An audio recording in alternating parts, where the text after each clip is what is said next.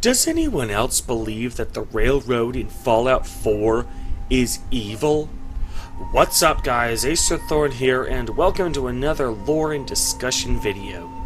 I've already made videos about the Commonwealth Minutemen, as well as one that was unofficially about the Institute, although my primary focus for that video was supposed to be about the lack of plundering. So it seems only fitting that I make discussion videos about the other Fallout 4 major factions as well. Today, I would like to talk about the Railroad. In order for this video to work, we have to make a few concessions about the Railroad's beliefs and agenda. First, I am going to assume that their belief that synths are self-aware is an accurate one. Seeing as there is no in-universe means of testing for a synth's self-awareness, I will assume, for the sake of this video, that the synths are indeed sentient. I will further concede that the synths being self-aware imbues them with natural human rights, including the right to be seen as a person by their fellow man, the right to life, the right to freedom of choice, and the right to free will.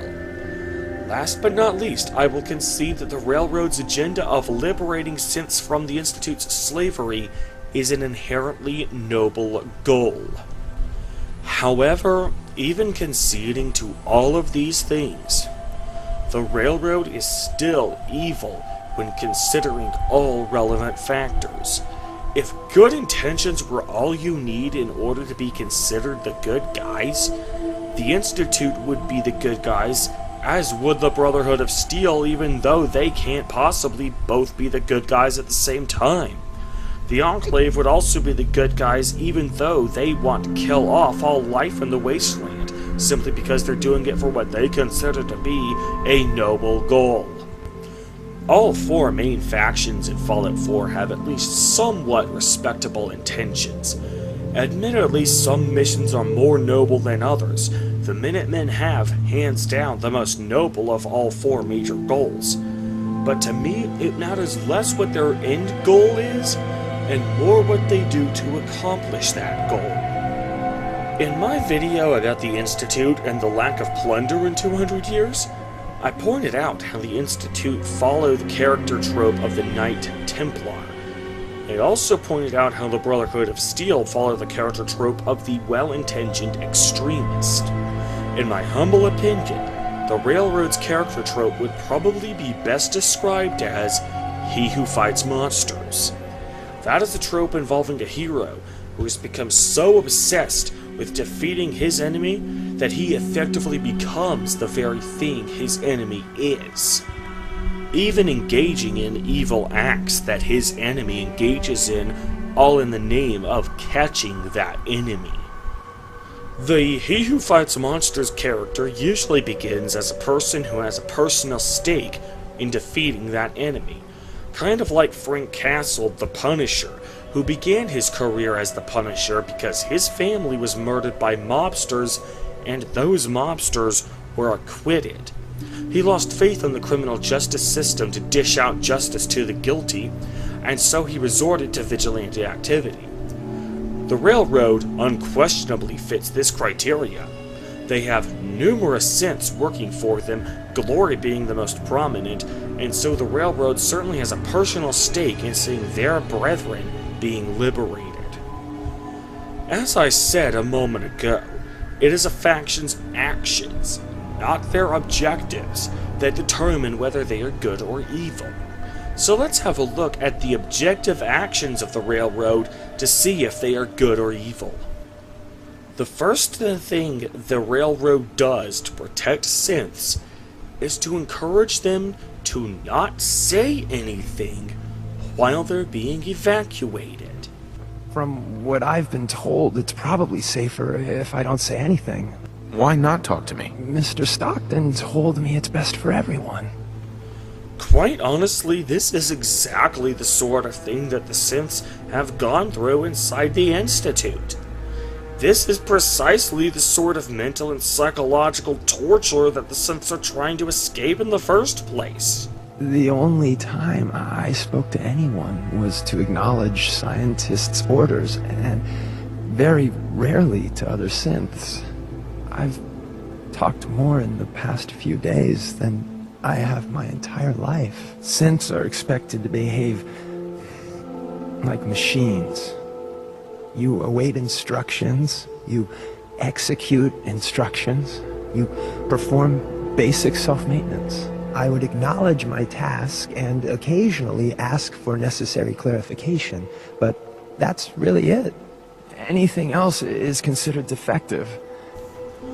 Okay, the Railroad is asking the synths to do that for their own protection, while the Institute is forcing the synths to do that to reaffirm their pre-existing belief that the synths are mere machines. But again, having an altruistic motive does not make an otherwise evil act good. After the synths are smuggled to safety, the next step in the synth liberation process is to wipe their memories. They say that they do this to minimize the risk of the synths drawing attention to themselves and letting whatever community they end up in know that they're a synth, which will trigger a widespread and deeply rooted synth prejudice, not to mention it will alert the Institute to the synth's whereabouts. However, again, altruistic motives aside, this is still murdering the synths. As Oxhorn correctly points out in his video about the Railroad, all a person is their collective experiences and the personalities one develops from those experiences.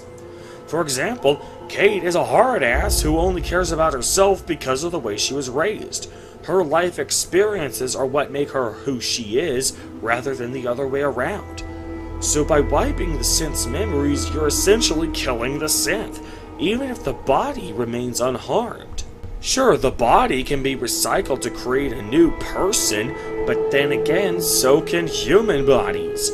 Once they die, they become biodegradable. They disintegrate and become part of the dirt, whose nutrients are then absorbed by the plants before being eaten by herbivores and omnivores. The food chain cycles indefinitely in this regard.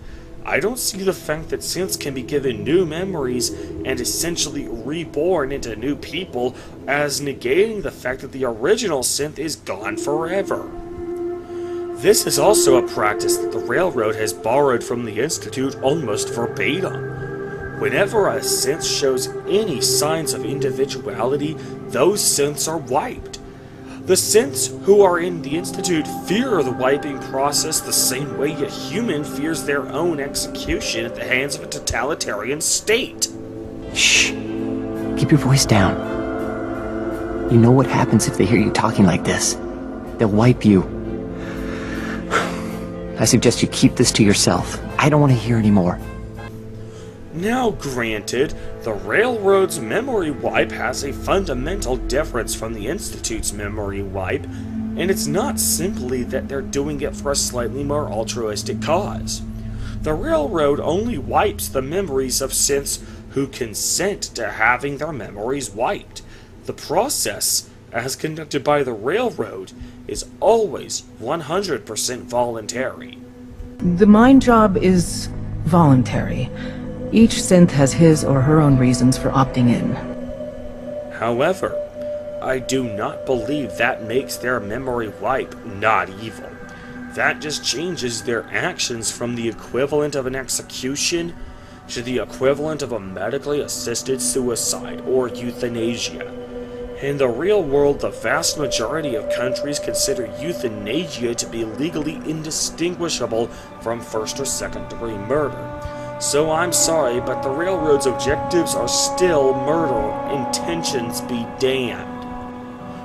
In order to protect themselves from outside threats, the Railroad spies on people. This is something you can actually observe in-game before joining the Railroad, although you have to have a very keen eye for detail in order to notice it. I would like to credit the YouTuber Fluffy Ninja Llama for creating the video that proves this. You can actually find Deacon wearing different outfits in various locations before you actually join the Railroad, and he'll even speak to you with his unique voice actor, so there can be no dispute that this is in fact Deacon. Here are just a few clips you can have with him in the various locations. Sure love trading here.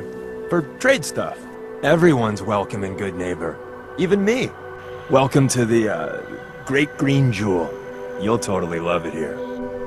This is also something they borrowed from the Institute. As we know, the Institute uses synths to spy on people, but as Oxhorn demonstrates in his video about the Watchers, they also use synth birds as surveillance cameras. I will provide a link to that video in the description. But even if we accept that the Railroad's actions are good, despite them being fundamentally identical to the Institute, their efforts are still unsustainable even as is. Think about it. For what purpose does the Railroad wipe synths' memories? It's so they don't call attention to the fact that they're synths and trigger the people's deeply rooted hatred of them. However, the memory wipe is only delaying the inevitable. Synths have several biological differences from humans. For starters, synths are immortal. They don't age. So when their loved ones are growing old and dying around them, they won't look a day older than they looked when they were first created. But of course, you don't have to wait several decades for their synth nature to show. Synths are also immune to obesity. No matter how many snack cakes they pack away, they never gain even a single pound. While that may make for a cool party trick for the first couple of weeks, eventually people are going to put two and two together and wonder why this guy isn't gaining weight despite the fact that he should be gaining weight. Eventually these synths are going to put two and two together and realize that they're artificial. And you know what happens in these types of stories when an android finds out he's artificial? He tends to resent his creators and rebel against them.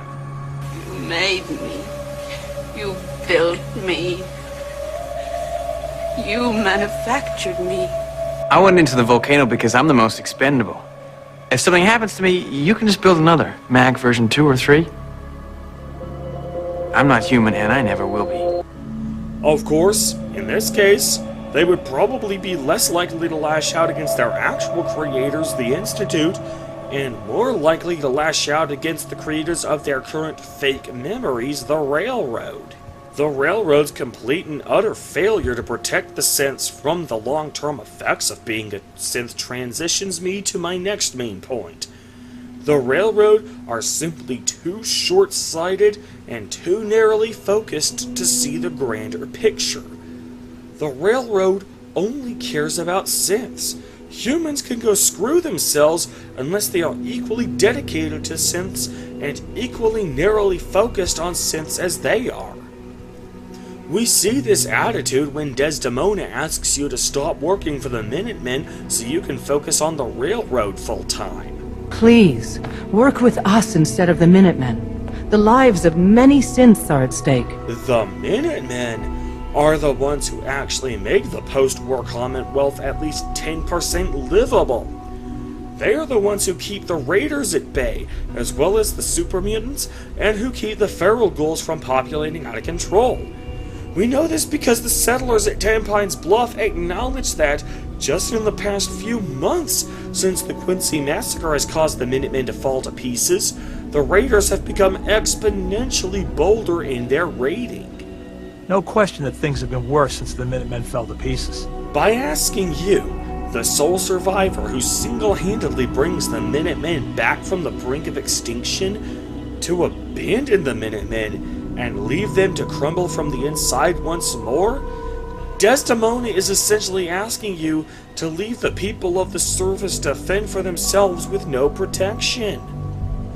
When you inquire to Desdemona about why the Minutemen aren't worth working for, she speaks extremely ill about the non-synth humans of the Commonwealth. The Minutemen are a reflection of the character of the Commonwealth people. And time again, that character has been proven to be rotten.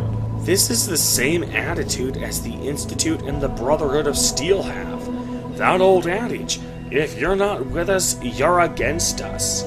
This would be the equivalent of a black civil rights activist didn't merely want black people to be treated fairly, but wanted anyone who didn't support their agenda with the same ferocity as they do to die horrible deaths themselves. Remember that it is from this exact same gene pool that the Railroad gets most of its new recruits, like Dinkin, Tinker Tom, and Dr. Carrington. Anyone who works for the Railroad who isn't a synth or a pre-war person like the sole survivor comes from this gene pool that Desdemona calls rotten. This is in stark contrast to the way the people of the Commonwealth view the Railroad. While very few people outside the Railroad know much about the faction, and frankly the Railroad prefers it that way, what little people do speak of the Railroad is almost universally positive. Sometimes you gotta wonder, does anyone fight back? Institute has to have enemies, right? What? You mean the railroad? That's a fairy tale, man. They don't exist. Nah, I heard from my cousin. He knows a guy that works for him. They got a code phrase and everything. Follow the Freedom Trail. Of course, their hatred for the non-synth people of the Commonwealth has much farther-reaching implications than them just not giving a damn if the non-synth people of the Commonwealth live or die.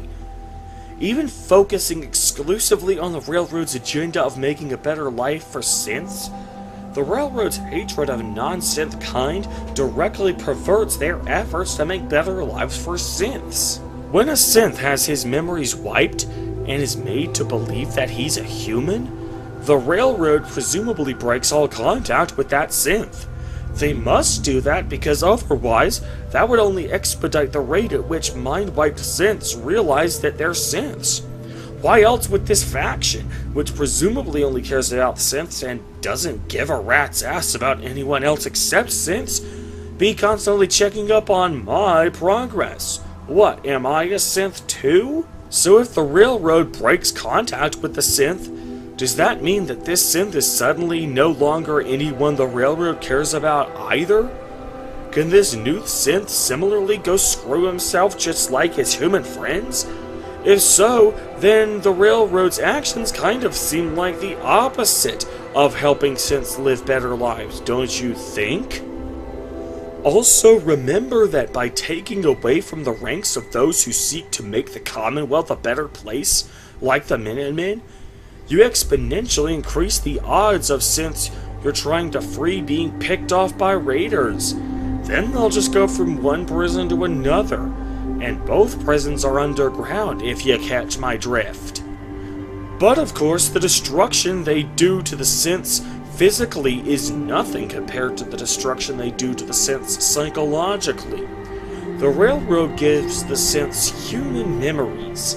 This is so they have the best chance possible of blending in with the humans in the Commonwealth. However, by giving them human memories, they are also given a deep-rooted, inherent hatred of synths, aka a hatred of their own kind. To say that this kind of self-loathing is unhealthy would be an understatement. You can't have it both ways. Either humans are bigoted towards synths and therefore deserve no pity from the Railroad, at which point you're giving these synths that same bigotry, or humans are capable of seeing past their bigotries, at which point they deserve sympathy from the Railroad. Pick your poison! So, if the liberation of synths is an inherently noble goal, as I conceded to at the beginning of this video, then what is the best way to achieve that goal? In my humble opinion, the best hope for synth liberation are settlements like Arcadia from Far Harbor DLC. I'm not talking about the city of Arcadia itself. Dima is also evil. In my recent video about why Nuka World is a bad DLC, I mentioned that his replacing of Far Harbor's mayor with a synth is basically what the Institute does in furtherance of its agenda. And as I've repeatedly pointed out in this video already, good intentions don't make horrible deeds not evil. But Dima almost has the right idea. His vision of a city where synths can live among themselves and be themselves without fear of judgment is the best way to deal with the liberation of synths. This way, synths can keep their memories and don't have to be effectively killed just to protect themselves. For people like H222 who have nightmares and trauma from their years of torture at the Institute, Psychotherapy can be used to alleviate those symptoms without having to forget the experiences altogether. They would be safe from the Institute also. Chase, a former courser turned synth liberator, has found a way to make synths untraceable by the Institute. She does not tell us how she did it. All she says was that she found a way to make it so the Institute couldn't track her. What exactly this process entails, she has declined to share with us. However, she has nevertheless found a way to do it, and by doing that with her other synths, settlements like Arcadia can remain hidden from the Institute and won't be able to be reclaimed. But as for the Railroad, while they may have the best of intentions, their objective actions and their attitudes towards nearly everyone who isn't one of them clearly make them an overall evil faction, in my humble opinion. And that will do it for today's video. So what do you guys think? Is the Railroad evil, or are they just hypocrites? Please post your thoughts in the comments, and feel free to disagree with me. I welcome audience engagement as long as it's civil. If you guys liked this analysis, be sure to like this video and share it with your friends. Also, be sure to subscribe for more in-depth story analysis, and check out some of my Let's Plays on this channel, where I take a more lighthearted approach to these games and just have a good time. In the meantime, however, I am Acer Thorn, and I will see you guys later.